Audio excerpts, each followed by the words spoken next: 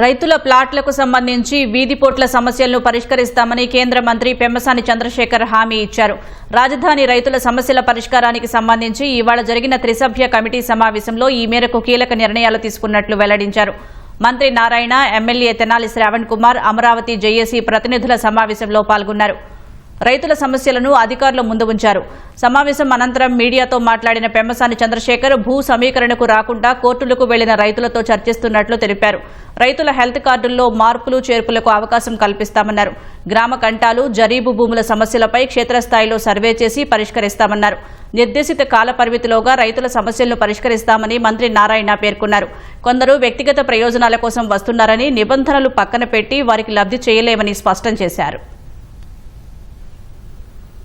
వాస్తుని మనం ఈ రోడ్డు పోవటం తీసుకోకపోతే వాళ్ళు ఏమంటున్నారంటే west to south west, south to south west లో మాకు ప్రాబ్లం ఉంది, అది కూడా మాకు ఇబ్బందికరమైందే, దాన్ని కూడా మార్చాలని అడుగుతా ఉన్నారు. మెయిన్ రోడ్డు పెద్దగా ఉంది, దానికి కనెక్ట్ అయ్యేది చిన్న రోడ్లు ఉన్నాయి. ఆ పెద్ద రోడ్డు ఉన్నది, చిన్న రోడ్డు ఉన్న చాట అది రోడ్డు పోర్టు కింద రాదు అని చెప్పి ఆ రోజు వాస్తు వాళ్ళు చెప్తే దాన్ని కూడా మనం ఇంక్లూడ్ చేయలేదు. అయితే వీళ్ళు ఏమంటున్నారంటే దాన్ని కూడా మీరు ఒకసారి కన్సిడర్ చేయమంటున్నారు.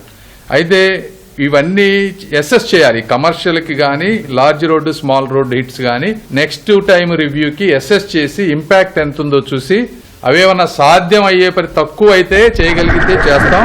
అవి తక్కువ కాకుండా ఎక్కువ అయిపోయి అదంతా సిస్టమ్ అంతా డిస్టర్బ్ అయ్యే పని అయితే వాటిని చేయాలంటే కష్టం.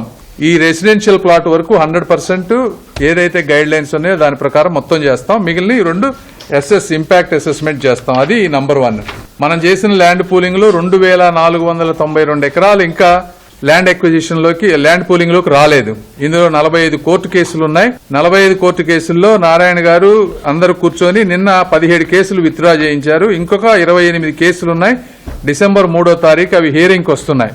ఇవన్నీ క్లియర్ అయిపోతే డిసెంబర్ 10th కల్లా నోటిఫికేషన్ ఇచ్చి ఆ విలేజెస్ లో ల్యాండ్ అక్విజిషన్ చేయాలనేది ఒకటి. అది గవర్నమెంట్ ప్రొసీజర్ ప్రకారం. గవర్నమెంట్ ప్రొసీజర్ ప్రకారం కాకుండా లోకల్ గా ఉన్నటువంటి ఎమ్మెల్యే గారు గాని, నాయకులు గాని వీరందరితో మాట్లాడి ఈ కోర్టులు ఈ గొడవలు లేకుండా ల్యాండ్ పూలింగ్ లోకి ఇచ్చే విధంగా వాళ్ళు ప్రయత్నం చేస్తారు. ఇందులో ప్రాబ్లం ఏమైందంటే ఈ డిజైన్ చేసినప్పుడు చాలా మందికి ఈ ల్యాండ్ కూడా గవర్నమెంట్ కు వస్తుందని చెప్పి ఇందులో ప్లాట్స్ వేశారు. ఈ ప్లాట్స్ వాళ్ళు వెళ్తేనేమో రైతులు అక్కడ వాళ్ళకి లేదు కాబట్టి వాళ్ళకి ఇబ్బంది అవుతుంది. వీళ్ళకి సొల్యూషన్ ఏంటంటే చిన్న ప్లాట్స్, ఇది ఒక 3-4 నెలల్లో ఇది సాల్వ్ అవుతుంది కోర్టు ద్వారా గానీ లేకపోతే మా ప్రయత్నం ద్వారా గానీ. ఎవరైతే రైతులకు ఇక్కడ అలాట్ అయిందో ఇది మంచి ప్లేస్ కాబట్టి వాళ్ళు 3-4 నెలలు గనక ఓపిక్ గా ఉండగలిగితే అక్కడే ఉండండి, మేము సాల్వ్ చేసి పెడతాం. లేదు మాకు ఇమీడియట్ గా వేరే దగ్గర ప్లాట్ ఇవ్వండి, మేము అమ్ముకోవాలో లేకపోతే ఇంకోటి చేయాలని అనుకుంటే ఆ విలేజ్ పక్కనున్న విలేజ్ నంబర్ 1, అక్కడ గనక లేకపోతే ఆ పక్క విలేజ్ లో స్మాల్ ప్లాట్స్ అయితే లాటరీ ప్రకారం తీసి ఇస్తారు.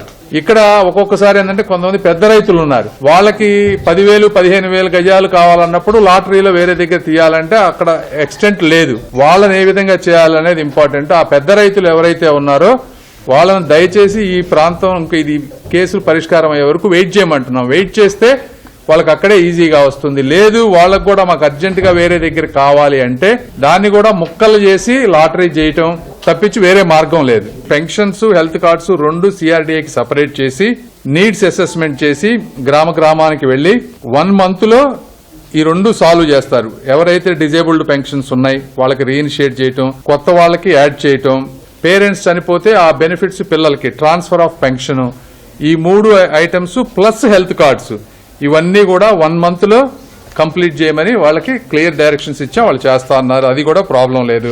గ్రామ కంటాల్లో కొందరికి అన్యాయం జరిగిందని దానికి యాక్చువల్ గా ప్రతి ఒక్కరికి ఇంతవరకు ఎవరికైతే గ్రామ కంటాల్లో ప్లాట్లు ఇచ్చారో వాళ్ళు ఎన్ని వెరిఫై చేయమని యాక్చువల్ గా ఆ యొక్క అధికారులకు ఆదేశించారు. దానికి కూడా టైం బౌండ్ 1 month మంత్రి గారు చెప్పడం జరిగింది. జరీబు, నాన్ జరీబులో కూడా కొన్ని అలిగేషన్స్ ఉన్నాయి.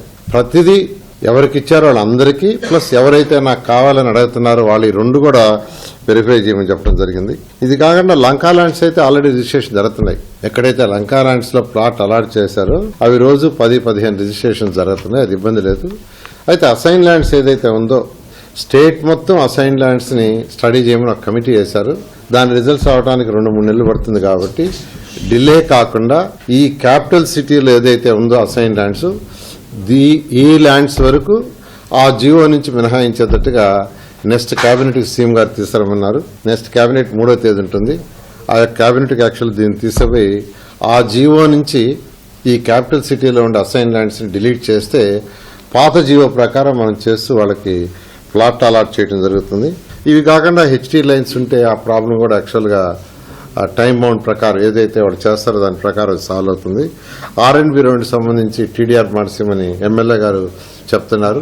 అది కూడా ఇమీడియట్ గా యాక్చువల్ ఇవ్వడం జరిగింది. ఈ విధంగా టీడీఆర్ బాండ్స్ మనం 122 ఒకటి, రెండోది 4,50,00,000 మనం ఇస్తున్నాం. 4,50,00,000 కాంపెన్సేషన్ ఏదైతే ఇళ్లు పగలగొట్టారో దానికి కాంపెన్సేషన్ ఆర్ఎండ్బి వాళ్ళు ఇవ్వాలా. అయితే వాళ్ళు ఇప్పుడు ఇవ్వటం డిలే అవుతుంది కాబట్టి సిఆర్డీ వాళ్ళు ఇచ్చేస్తే దాన్ని యాక్చువల్గా అథారిటీలో పెట్టి అవసరమైతే కేబినెట్ లో పెట్టి రాటిఫికేషన్ చేసుకుంటామని సిఆర్డీ కమిషనర్కి ఆదేశాలు ఇవ్వటం. ఈ విధంగా ఒకటే రైతు సోదరులందరూ నేను కోరుకునేది ఒకటే, మీరందరూ ఆ రోజు కేవలం ఒక 2 నెలల 58 రోజుల్లో 34,000 ఎకరాలు ఇచ్చారు.